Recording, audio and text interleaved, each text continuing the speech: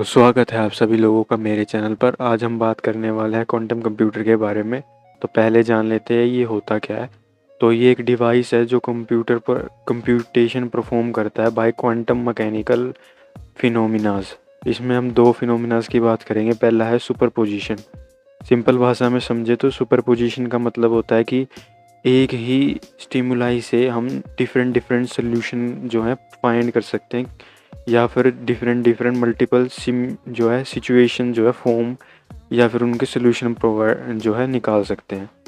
Wave form में समझें तो ये वेव इंटरफेरेंस से सोल्यूशन निकालता है, यानी कि ये हर पॉसिबल वेव जो बन सकती है उनका सम करके जो है सोल्यूशन निकालता है।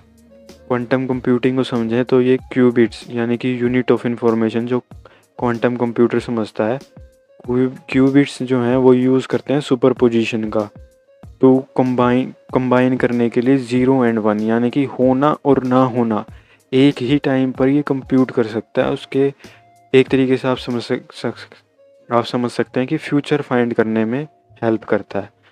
देन एक थॉट एक्सपेरिमेंट है जिसका नाम है स्क्रोडिंगर्स कैट थॉट एक्सपेरिमेंट। इसमें क्या होता है कि हम अभी एक सिचुएशन में हैं जिसमें एक डब्बे में कैट है और वो डब्बा बंद है।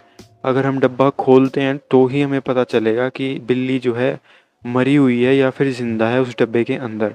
तो यहाँ पर कंपेयर इस तरह की कॉम्प्लेक्स जो सिचुएशन है उसका सोल्यूशन निकालने के लिए, और जिसमें मल्टीपल सोल्यूशन पॉसिबल है, हो सकता है हम डब्बा ही ना खोलें, तो इस तरह की कॉम्प्लेक्स सिचुएशन का सोल्यूशन निकालने के लिए जो क्वांटम कंप्यूटर है वो हेल्प करता है। देन इंटेंगलमेंट की बात करें तो ये एक तरह से लिमिटर है, या फिर जो है हेल्यूसिनेशन जो है क्वांटम कंप्यूटर ये कम करता है। कैसे कि मल्टीपल रिजल्ट हो सकते हैं एक ही सिचुएशन के, तो ये हर सिचुएशन को लिंक्ड करता है। जैसे कि होना और ना होना, अगर हम कोई चीज़ हो जाती है तो वो ना होने पर भी अपना असर डालती है। तो ये एक होना और ना होने के एक दूसरे को लिंक करती है इन दोनों सिचुएशंस को।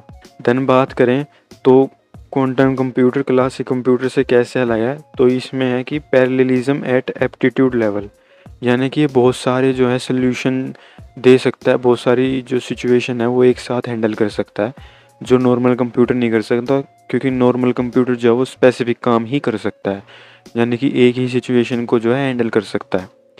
देन ये यूनिवर्सली फास्टर, यानी कि ये इसे फास्ट होने की ज़रूरत नहीं है, क्योंकि इसका यूसेज जो है वो सोल्यूशन यानी कि फ्यूचर को जो है फ्यूचर सिचुएशन को हैंडल करना है। देन इसका जो काम है वो है ऑप्टिमाइजेशन करना, यानी कि मैंने बताया बिल्कुल एग्जैक्ट जो है फ्यूचर होने वाला है उसको प्रिडिक्ट करना, प्लस सिमुलेशन करना, यानी कि क्या हो सकता है उसकी गणना करना, उसको एक तरीके से सोचना समझना। देन ये डिफरेंस क्या मेक करता है ऑर्डिनरी पीपल की लाइफ में, तो एक्चुअली इसका कोई भी ऐसा नॉर्मल इंसान की ज़िंदगी में कोई ख़ास फ़र्क नहीं है। ये साइंटिफिक इसका यूज़ ज़्यादा है, और ये यूज़ हो सकता है स्पेस में, क्योंकि स्पेस में क्या होता है कि बहुत से ऑब्जेक्ट कई लाइट स्पीड पे चलते हैं, वो लाइट की अराउंड स्पीड पे यानी कि अप्रोक्सीमेटली लाइट की स्पीड पे चल सकते हैं। तो उन्हें फाइंड करना कि वो हमसे भिड़ेंगे नहीं भिड़ेंगे, या फिर किसी प्लेनेट पे लाइफ हो सकती है या ना नहीं हो सकती, ये कॉम्प्लेक्स जो है प्रॉब्लम है इन्हें सोल्व करना। देन जो है ये सोल्व कर सकता है डिस्क्रीट एल्गोरिदम्स को, यानी कि बहुत ही अलग अलग डिस्क्रीट एल्गोरिदम। स्टैटिस्टिक्स की भाषा में समझें तो ऐसी जो डेटा होता है जिसमें डेटा जो है वेरी कर रहा है बहुत ज़्यादा, या फिर बहुत ज़्यादा डिफरेंट है आपस में ही, ठीक है। एक डाटा जो बहुत ज़्यादा डिफरेंस है, जिसमें बहुत ज़्यादा डिफरेंस है, उसमें से सोल्यूशन फाइंड कर सकता है। देन कौन कौन सी कंट्री कहाँ कहाँ पर स्टैंड करती है क्वांटम कंप्यूटर की कैपेबिलिटी में। यूएसए की बात करें तो इसमें फेडरल प्लस प्राइवेट कंपनी दोनों इन्वेस्टमेंट कर रही है, यानी कि गवर्नमेंट प्लस प्राइवेट दोनों इन्वेस्टमेंट कर रही हैं। इसमें प्राइवेट में देखें तो आईबीएम, गूगल और हनीवेल जो है वो सबसे आगे हैं प्राइवेट इन्वेस्टमेंट में। चाइना की बात करें तो इसमें एकेडमिक एंड पेटेंट एक्टिविटी काफ़ी ज़्यादा में है, कर रही है चाइना, यानी कि एजुकेशन जो सिस्टम है उसमें काफ़ी ज़्यादा इसमें पेटेंट्स बनाए जा रहे हैं, लेकिन इतना कुछ खास इन्वेस्टमेंट डायरेक्टली नहीं है। देन हार्डवेयर जो है ओबियसली चाइना से ही आएगा, चाइना में कैपेबिलिटी है। तो EU एंड UK जो हैं वो दोनों कोलैबोरेशन में काम कर रहे हैं इस टेक्नोलॉजी के ऊपर, जिसमें वो PPP मॉडल का यानी कि पब्लिक प्राइवेट पार्टनरशिप मॉडल का यूज़ कर रहे हैं।